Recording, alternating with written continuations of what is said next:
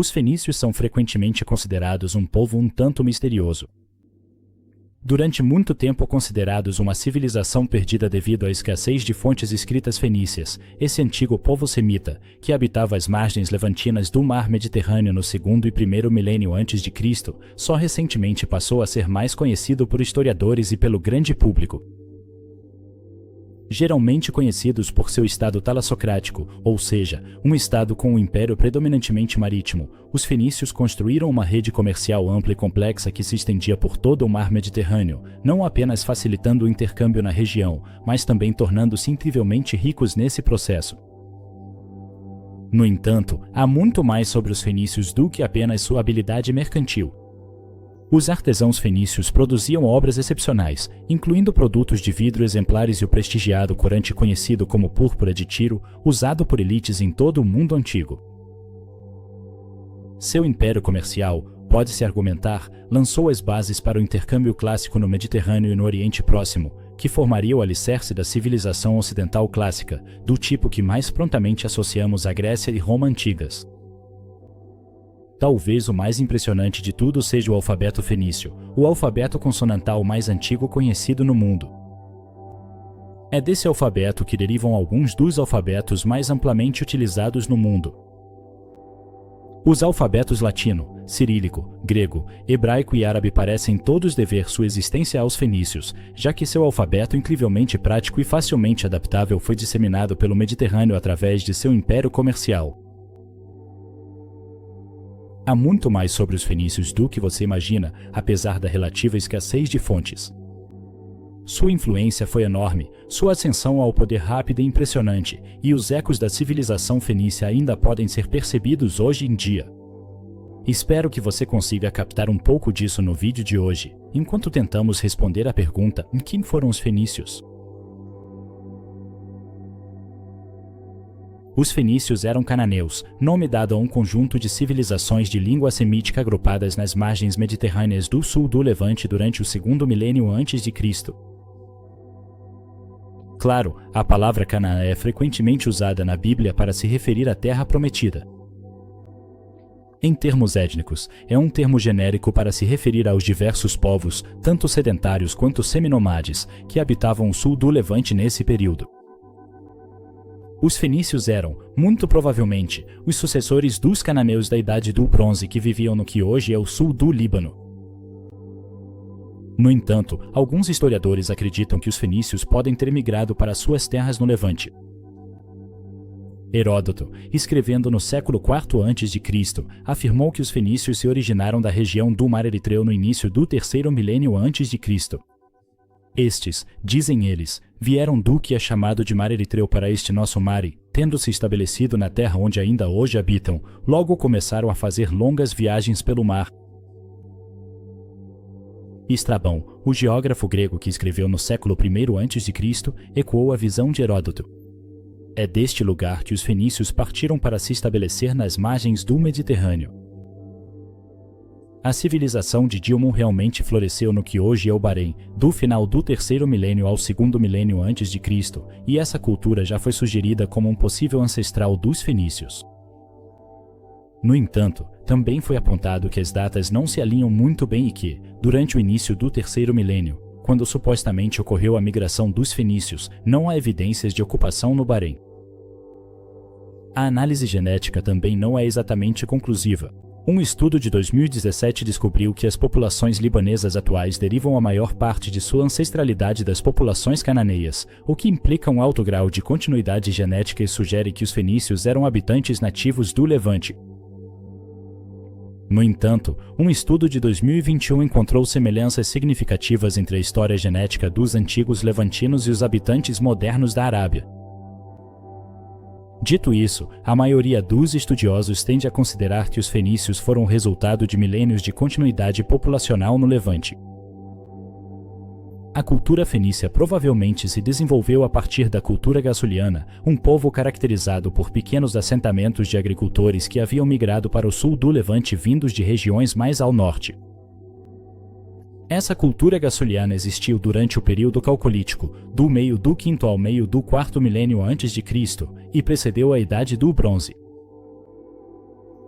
Muitas teorias sobre a etnogênese dos fenícios foram propostas, incluindo a ideia de que eles teriam se formado a partir da fusão de habitantes não semitas com povos semitas migrando de regiões mais a leste. No entanto, é praticamente impossível fazer afirmações com qualquer grau de certeza sobre esse assunto. É durante o século XV a.C. que os fenícios realmente entram para os registros históricos.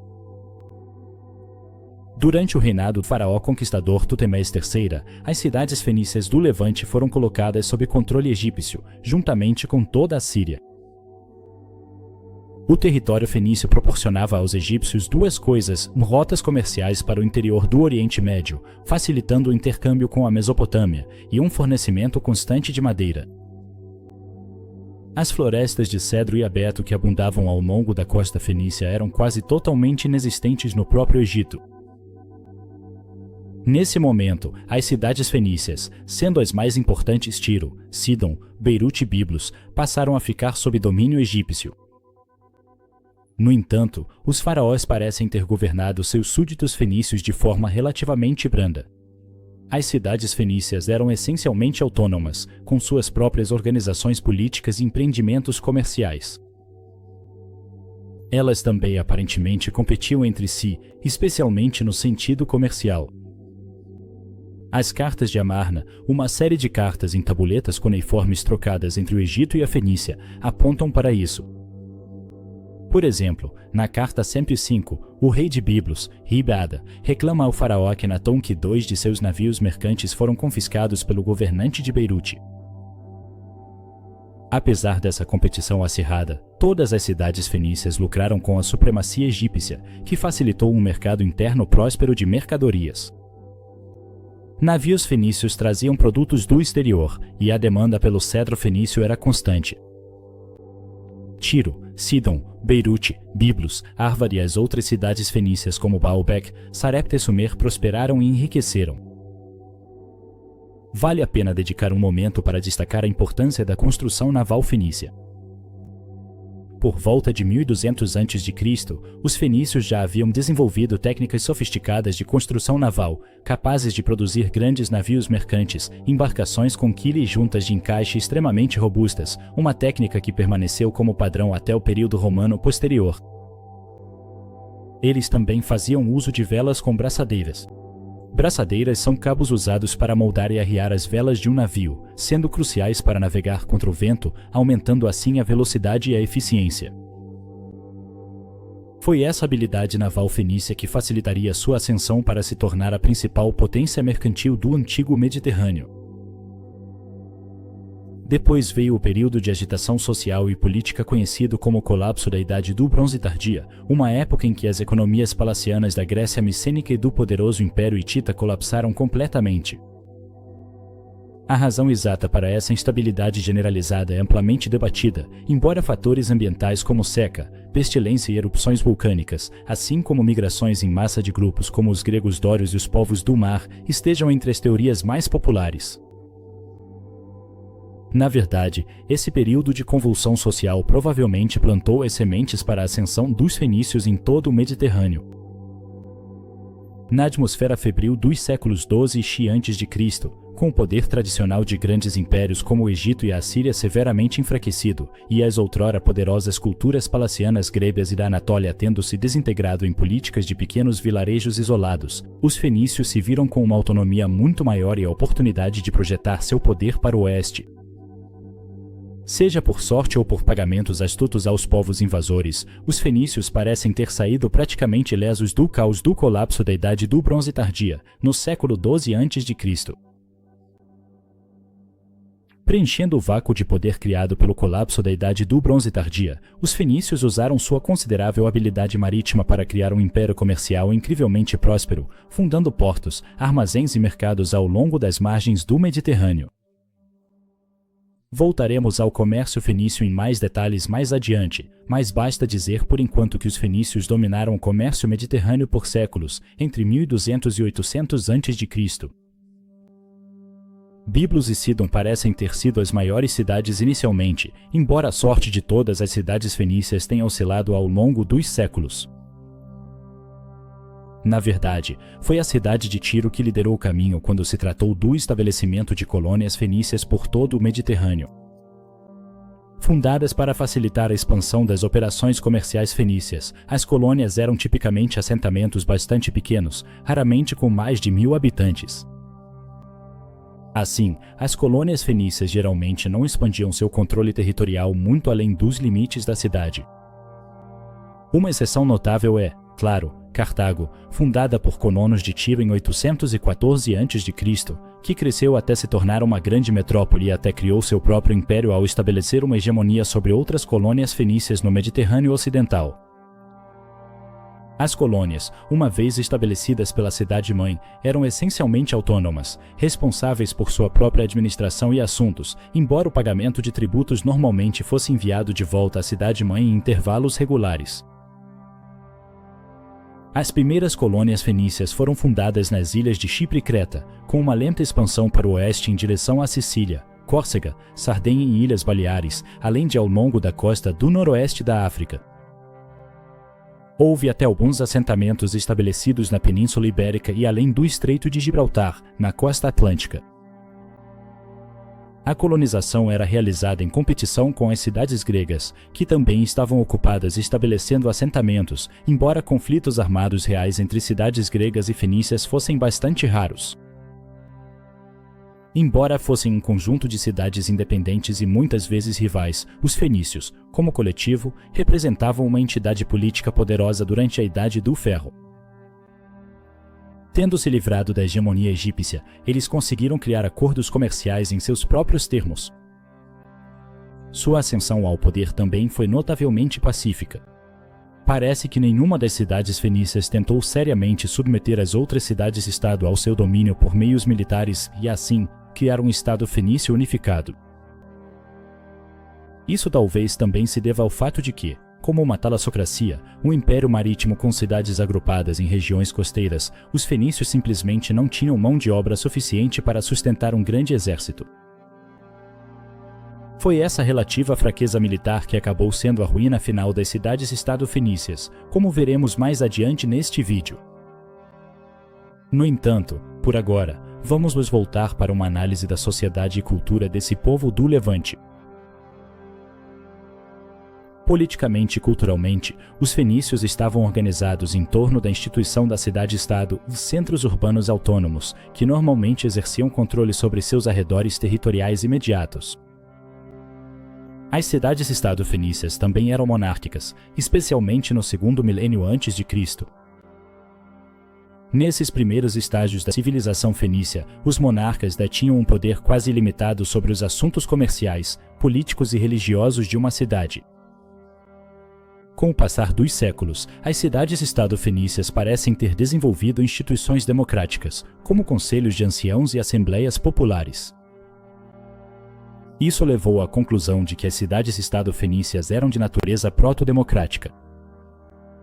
Essa combinação de monarquia com elementos democráticos é surpreendentemente semelhante ao sistema de governo da antiga Esparta, levando alguns historiadores a afirmar que os espartanos estavam seguindo um protótipo fenício. Esses elementos democráticos aumentaram gradualmente em poder e influência durante o primeiro milênio antes de Cristo. No século VI a.C., a cidade de Tiro parece ter sido governada por um par de juízes conhecidos como sufetes, segundo o historiador Flávio Joséfo, de forma semelhante ao sistema romano de 2 cônsules. E quando Alexandre, o Grande, chegou a Tiro em 333 a.C., foi recebido por um conselho que representava a comunidade da cidade. Da mesma forma, quando Alexandre chegou a Sidon, o rei da cidade, Estrato, rendeu-se a Alexandre por insistência do povo, segundo o historiador romano Quinto Curcio Rufo. Ele se rendeu mais por desejo do povo do que por vontade própria. A estrutura da sociedade fenícia abaixo do cargo de monarca é um pouco difícil de reconstruir devido à escassez de fontes. Mesmo com o desenvolvimento de conselhos e assembleias, certamente existiriam elites oligárquicas, especialmente em relação às atividades comerciais das cidades fenícias. O livro de Isaías menciona os príncipes mercadores da Fenícia, poderosas famílias de comerciantes que exerciam considerável controle graças à sua grande riqueza. As assembleias inicialmente assumiam a forma de conselhos de anciãos ou cidadãos proeminentes, membros da família real e poderosos comerciantes que auxiliavam os monarcas fenícios com conselhos ou orientações, especialmente em tempos de crise. Sem dúvida, os monarcas das cidades-estado fenícias contavam com uma série de funcionários do governo à sua disposição. A escala e a complexidade das operações comerciais, por si só, certamente teriam tornado isso necessário.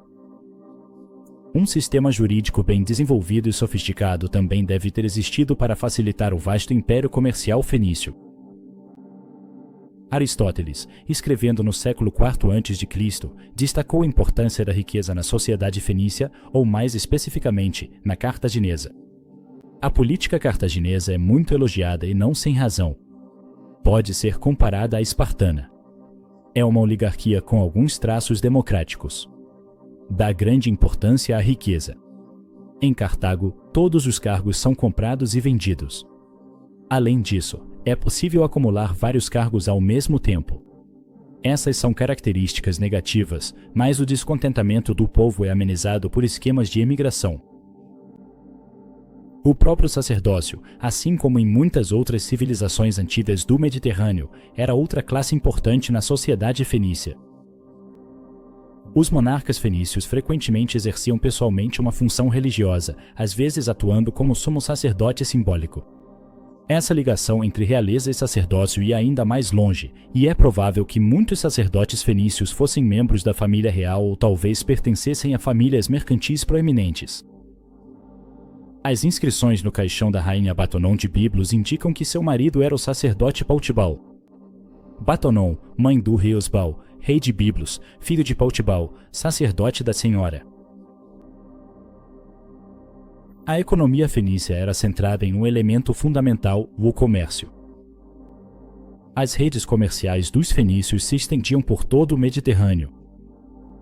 É difícil exagerar a importância dessas rotas comerciais na facilitação do intercâmbio cultural e econômico que mais tarde formaria a base das interações gregas e romanas com o mundo mediterrâneo. Na verdade, o antropólogo Ralph Linton observou que o principal papel deles no desenvolvimento da cultura grega e de outras culturas mediterrâneas foi como intermediários entre a Ásia e a Europa. A vasta rede comercial fenícia, que alcançava toda a bacia do Mediterrâneo, facilitava a troca de mercadorias e cultura entre os diversos povos que habitavam suas margens. Produtos do Oriente Próximo chegavam à Grécia e à Itália por meio dos comerciantes da Fenícia, e eram os barcos desses comerciantes que traziam mercadorias da costa atlântica da Europa para o coração do Mediterrâneo. Ao atuarem como intermediários, os comerciantes fenícios conseguiam utilizar suas vastas redes comerciais para obter grandes lucros com uma variedade de produtos. Por exemplo, o estanho, comum na Grã-Bretanha, Bretanha e Galícia, era muito mais raro no Mediterrâneo e, portanto, muito mais valioso. De fato, Estrabão observa que os fenícios mantinham um comércio intenso de estanho com os habitantes das Cassitérides, ilhas descritas como situadas ao largo da costa noroeste da Península Ibérica. Descritas como distintas das ilhas britânicas, as Cassitérides foram identificadas como a costa da Cornualha, as ilhas Scilly e ilhas na foz do rio Loire. Até que ponto os comerciantes fenícios operavam de acordo com o que hoje chamaríamos de princípios de livre mercado, com preços flutuando conforme a oferta e a demanda, é motivo de debate. Funcionários do Estado e famílias nobres, assim como consórcios de comerciantes, provavelmente participavam das operações comerciais, e a maior parte das trocas efetivas era realizada em mercados supervisionados pelo governo da cidade-estado fenícia local. Como acontecia com o comércio controlado em grande parte do mundo antigo, os preços eram frequentemente fixados. Os fenícios estabeleceram empórios, armazéns e portos por todo o Mediterrâneo, fundando colônias em locais estratégicos para facilitar ainda mais o comércio e a extração econômica. Os comerciantes fenícios também não atuavam apenas como transportadores de mercadorias. Eles também se dedicavam à exportação de produtos domésticos. A única mercadoria realmente encontrada na Fenícia era o cedro, cujas florestas adornavam as colinas do Levante que descem até as margens do Mediterrâneo.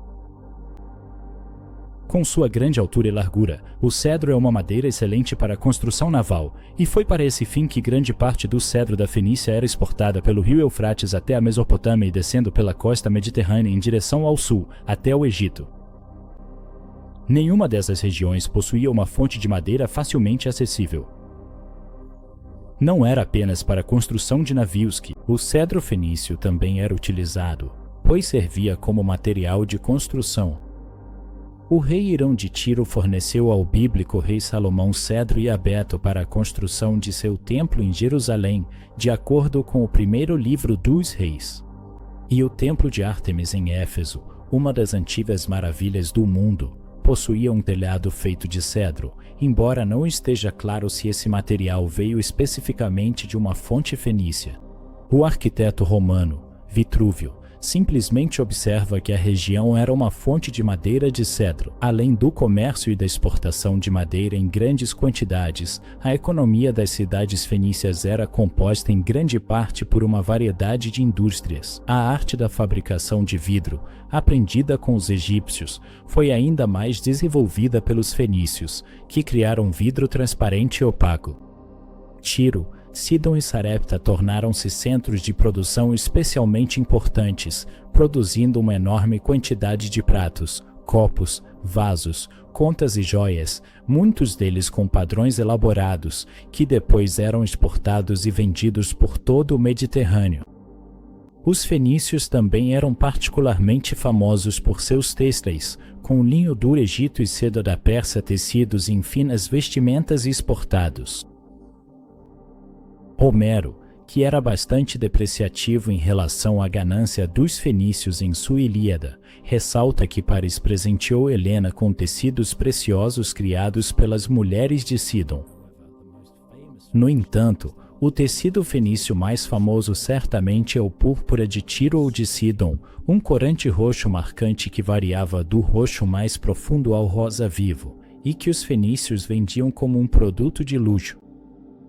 Obtido a partir da glândula hipobranquial dos caracóis murex do mar, o processo trabalhoso de extração do corante e o monopólio total dos fenícios sobre o produto o tornavam extremamente caro e muito desejado, especialmente como símbolo de status entre os nobres de alto escalão de várias civilizações mediterrâneas. Talvez a maior influência duradoura que os fenícios deixaram para o mundo seja o seu alfabeto. Muitos dos sistemas de escrita utilizados atualmente em todo o mundo podem traçar suas origens até o sistema fenício. Os alfabetos latino, cirílico, georgiano e armênio, por exemplo, derivam todos do alfabeto grego, que por sua vez tem suas origens no alfabeto fenício.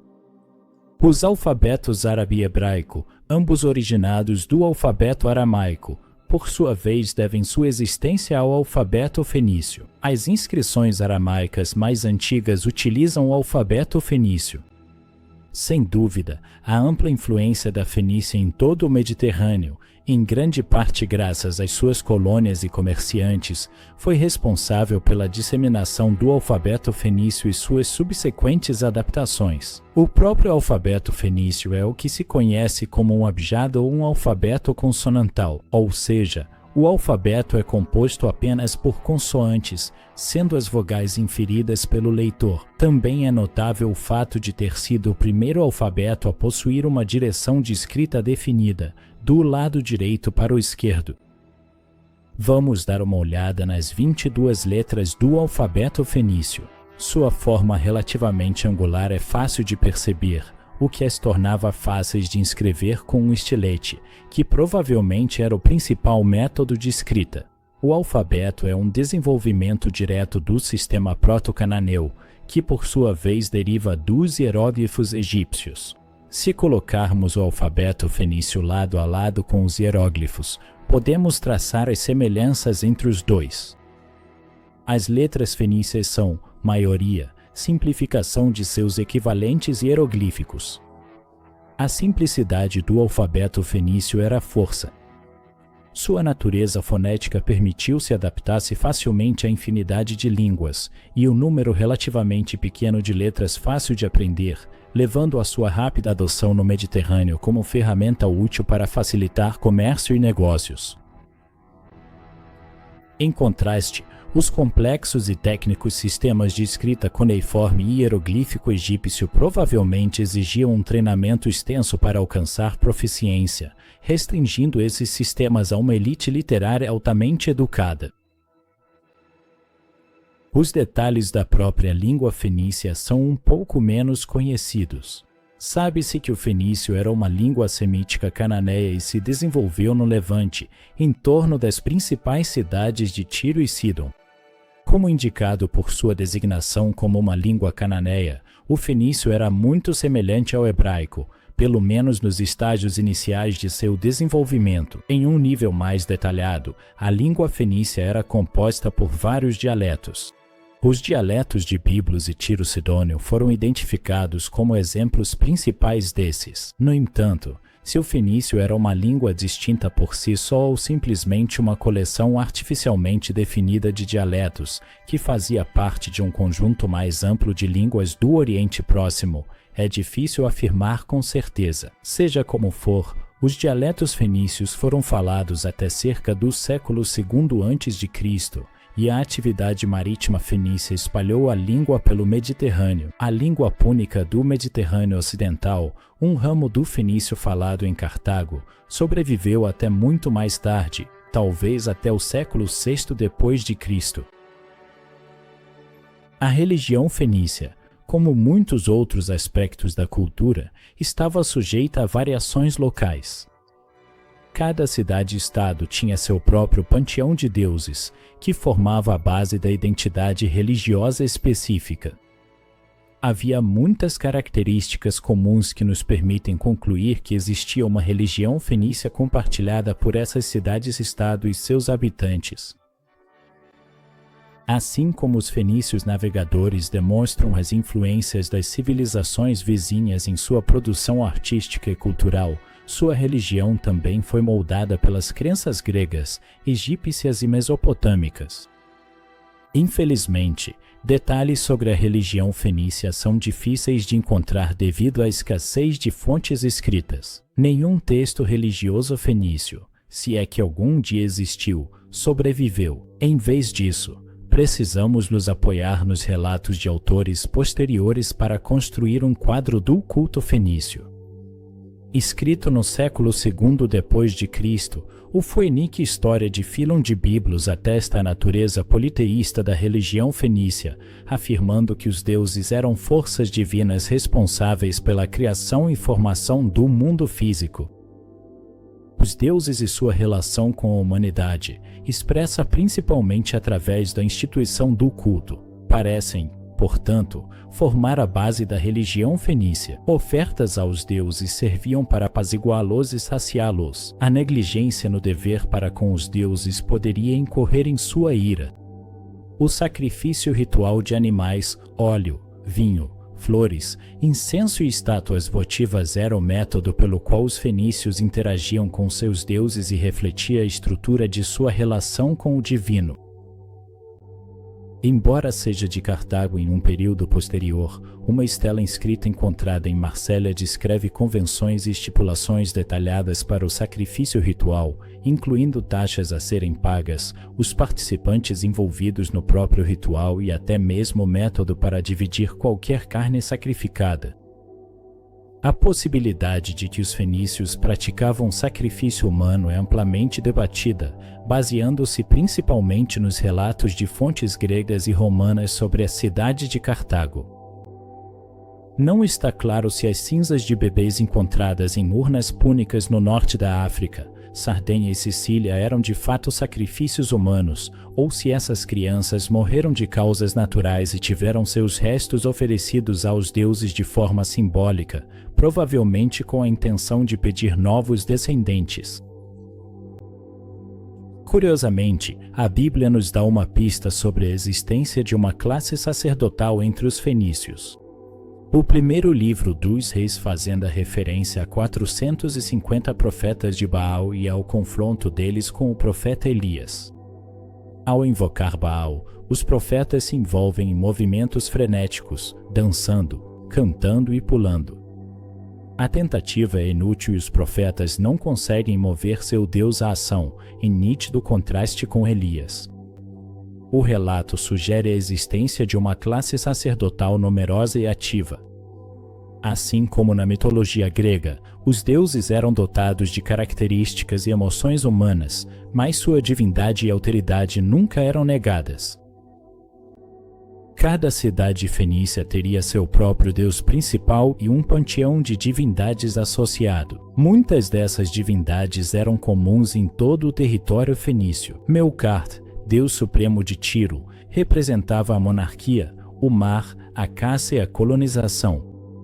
De fato, foi a expansão do comércio e da colonização de Tiro por todo o Mediterrâneo que levou à associação de Melkart com as cidades de Cartago e Cádiz, ambas colônias de Tiro. Baala ou Baala-Jebal era a deusa protetora da cidade de Biblos, associada à terra e à fertilidade.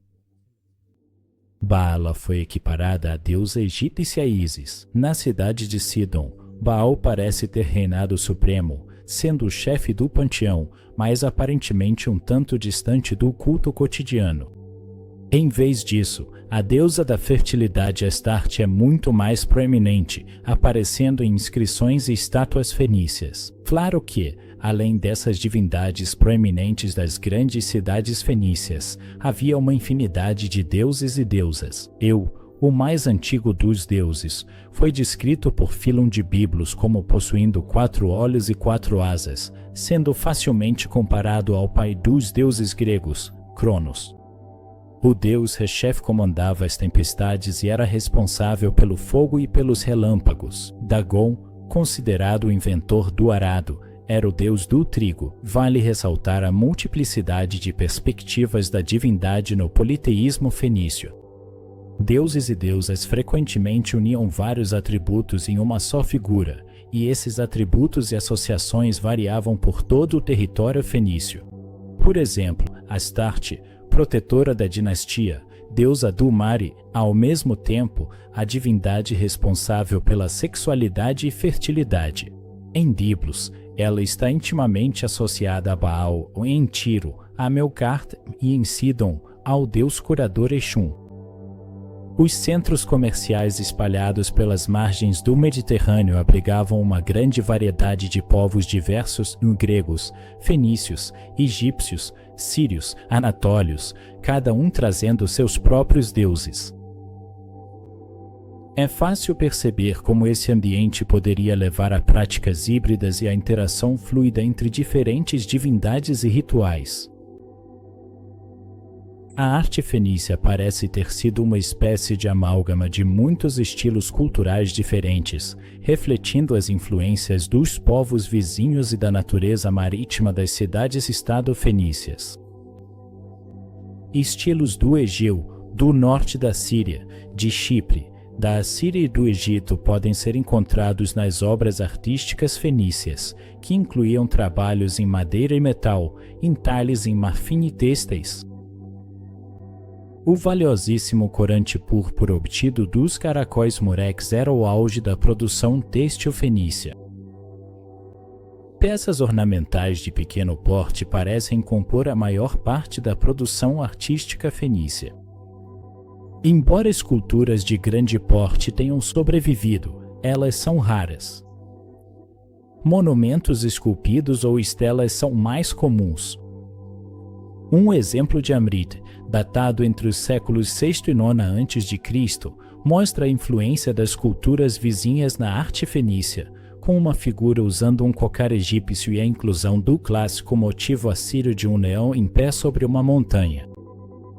O incrivelmente ornamentado sarcófago de pedra do rei Aíron de Biblos é um exemplo ainda mais antigo da arte fenícia, datando dos séculos XII a XIII a.C. Figuras de bronze sobreviveram em número muito maior, às vezes revestidas com folha de ouro e frequentemente retratadas usando chapéus cônicos distintos. Esculturas em marfim, na maioria das vezes retangulares e esculpidas em alto relevo, exibem influências egípcias e assírias, leões, esfinges e deusas aladas. Tigelas de metal também foram descobertas em grande quantidade. Frequentemente altamente decorativas, essas tigelas exibem a habitual mistura fenícia de influências culturais, com desenhos geométricos e florais, figuras humanas, deusas, esfinges e animais. Os fenícios continuaram a tradição egípcia de fabricação de vidro, produzindo na maioria das vezes ânforas de vidro opaco com padrões listrados de azul e amarelo. Os artesãos e artesãs fenícios aparentemente também eram muito valorizados pelos povos vizinhos. Muitas fontes históricas atestam a qualidade da arte fenícia. O primeiro livro dos Reis e o segundo livro das Crônicas descrevem a participação de artesãos fenícios na construção do Templo de Salomão. Um mestre artesão, chamado Irão, teria supervisionado o projeto, enquanto foram os pedreiros de Biblos que cortaram as pedras para erguer o templo. O rei fenício de Tiro descreveu Irão assim: "Estou enviando a você Urom-Abi, um homem de grande habilidade. Ele é treinado para trabalhar com ouro e prata, bronze e ferro, pedra e madeira, e com fios de púrpura, azul e carmesim, além de linho fino. Ele tem experiência em todo tipo de gravura e pode executar qualquer desenho que lhe for dado." A epopeia de Homero, a Ilíada, menciona 2 vezes as obras artísticas da cidade fenícia de Sidon. Nos Jogos Fúnebres de Patroclo, o prêmio oferecido para uma das corridas era uma tigela de prata feita em Sidon. Então, o filho de Peleu imediatamente apresentou outros prêmios para a corrida de velocidade. Uma taça de prata, ricamente trabalhada. Comportava 6 medidas, em beleza, era a mais bela de toda a terra, pois os sidonios, hábeis em trabalhos manuais, a haviam confeccionado com destreza. No vácuo político dos séculos ao colapso da Idade do Bronze Tardia, os fenícios operaram seu império comercial com impunidade, sem serem incomodados por poderosos impérios do interior. No entanto, à medida que o primeiro milênio antes de Cristo avançava, grandes potências voltaram a dominar politicamente o Oriente Próximo e o Mediterrâneo, ameaçando e, por fim, restringindo completamente a independência fenícia. O rei assírio Salmanasar III, do Império Neo-Assírio, que governou de 859 a 824 a.C., passou grande parte de seu reinado realizando campanhas contra vários povos. Sob o governo de Salmanasar, as cidades fenícias foram forçadas à vassalagem, mantendo certo grau de liberdade, mas sendo obrigadas a pagar pesados tributos. Essa situação continuou por mais de um século após a morte de Salmanasar, terminando no reinado de Tiglat-Pileser III. O novo rei desejava controle total sobre a Fenícia e anexou todas as cidades fenícias até 738 a.C., exceto Biblos e Tiro. Ambas as cidades, juntamente com Sidon, rebelaram-se contra seus senhores assírios. Mas essas rebeliões foram rapidamente sufocadas. Sidon foi destruída no início do século VII a.C. Com o colapso do Império Neo-Assírio no final do século VII a.C., o Império Neobabilônico preencheu o vácuo resultante. A instabilidade política continuou a assolar as cidades fenícias, com uma série de rebeliões contra o domínio babilônico, incluindo um cerco de 13 anos a Tiro durante o reinado de Nabucodonosor II. Quando Ciro, fundador do Império Persa, conquistou a Babilônia em 539 a.C., as cidades fenícias tomaram a decisão de submeter voluntariamente ao novo imperador. Essa decisão acabou se mostrando sábia, já que o tributo exigido da satrapia da Fenícia era consideravelmente mais leve do que o das outras províncias, apontando mais uma vez para a contínua importância econômica das cidades fenícias. As cidades-estado, embora não fossem independentes, foram autorizadas a continuar suas consideráveis operações mercantis. Isso atesta a importância da construção naval fenícia para o Império Persa. Heródoto os considerava os melhores marinheiros entre as forças persas e observa que foram as cidades fenícias que forneceram a grande maioria dos navios necessários para transportar os enormes exércitos persas envolvidos nas guerras greco-persas. Heródoto se refere às frotas das forças invasoras persas como os fenícios. Apesar de aparentemente serem participantes dispostos no projeto imperial persa, parece que um grande número de fenícios emigrou para o oeste, para regiões onde o jugo do imperialismo persa não alcançava, em especial para Cartago, que estava surgindo como um império comercial poderoso e independente. A Fenícia entrou no período helenístico conquistada por Alexandre, grande ponto na década de 330 a.C. Tiro era a principal cidade fenícia no Levante e principal alvo do exército de Alexandre na região. A cidade foi cercada por 7 meses em 332 a.C. Tiro, na verdade, foi construída em uma ilha na costa. As forças de Alexandre passaram grande parte do cerco construindo um istmo artificial até a ilha, o que permitiu atacar as muralhas da cidade. Durante o cerco, muitos cidadãos fugiram para Cartago. Após a queda de Tiro, milhares de seus habitantes morreram em um saque violento e cerca de 2.000 outros foram crucificados pelos homens de Alexandre. O restante das cidades fenícias se submeteu com uma rapidez impressionante, embora a helenização tenha ocorrido na Fenícia até certo ponto durante o reinado de Alexandre e o subsequente domínio dos imperadores seleucidas. As cidades fenícias conseguiram em grande parte manter suas frotas comerciais e preservar suas tradições. No entanto, à medida que o poder seleucida declinava, também diminuía a prosperidade dos fenícios. Presos entre impérios em guerra, os fenícios já haviam perdido seu verdadeiro poder político há muito tempo.